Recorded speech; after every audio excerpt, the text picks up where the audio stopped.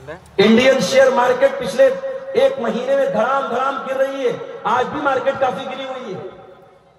तो मार्केट का काम है अप एंड डाउन होना, कभी चढ़ती है कभी उतरती है।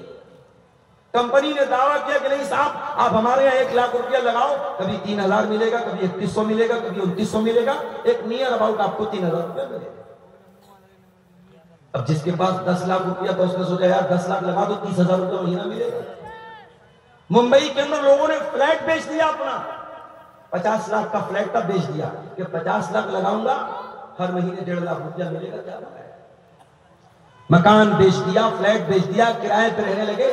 कंपनी सारे लोगों का पैसा लेके भाग गई। आज सब बेचारे रो रहे हैं।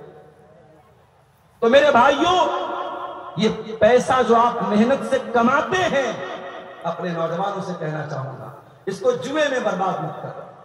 ये मेटा ओजोन, ये क्रिप्टो करेंसी और ये शेयर मार्केट की बहुत सारी नाजायज शक्लें, शेयर मार्केट की सारी शक्लें नाजायज नहीं है, उसकी बहुत सारी शक्लें जायज भी हैं, उसको बैठ करके डिस्कस किया जा सकता है। लेकिन बहुत सारी शक्लें शेयर मार्केट की नाजायज हैं। तो शेयर मार्केट हो गई, क्रिप्टो मार्केट हो गई, इसी तरीके से आजकल ये जो है कमोडिटी मार्केट चल रही है, सोने और चांदी का कारोबार हो रहा है। इन तमाम चीजों में जो एक ये गारंटीड मुनाफा है, और ये है कि साहब हम पैसा लगा के करोड़पति बन जाएंगे, 100 रुपया लगा के 1000 कमा लेंगे, ये जुआ है। इसमें अपने पैसे को बर्बाद मत करो।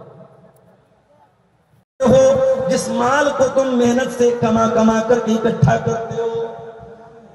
कोई इंसान अगर ये बोले साहब हमको माल से मोहब्बत नहीं है, झूठ बोल रहा है, झूठा है, मक्कार है।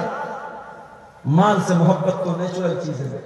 अब ये अलग बात है, किसी को माल से इतनी मोहब्बत होती है कि माल कमाने के चक्कर में हलाल हराम की परवाह भी नहीं करता।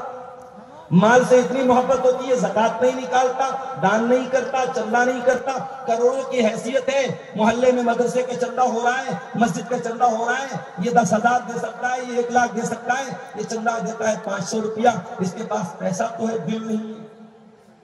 तो किसी के दिल में माल की ज्यादा मोहब्बत है, किसी के दिल में कम मोहब्बत है, मगर की भी है। और कंधा ढका हुआ है तो नमाज हो जाएगी। लेकिन ये बात याद रखिए कि नमाज का हो जाना एक अलग चीज है और एक मुनासिब लिबास एक अलग चीज है। अगर टी शर्ट पहन करके आप घर से बाहर निकलते हैं और लोगों के बीच में जाना पसंद करते हैं, आप एक मुनासिब लिबास के तौर पर उसको इस्तेमाल करते हैं तो ठीक है, आप उसको पहन के नमाज पढ़ें। लेकिन अगर टी शर्ट घरेलू किस्म का लिबास है और टी शर्ट पहन करके आप घर से बाहर नहीं निकलते हैं, तो आप मस्जिद में जब आइए तो टी शर्ट के ऊपर कुर्ता या शर्ट डाल दीजिए, सिर्फ टी शर्ट पहन करके नमाज मत पढ़िए। लेकिन बहरहाल अगर कंधा ढका है तो नमाज इंशाअल्लाह हो जाएगा।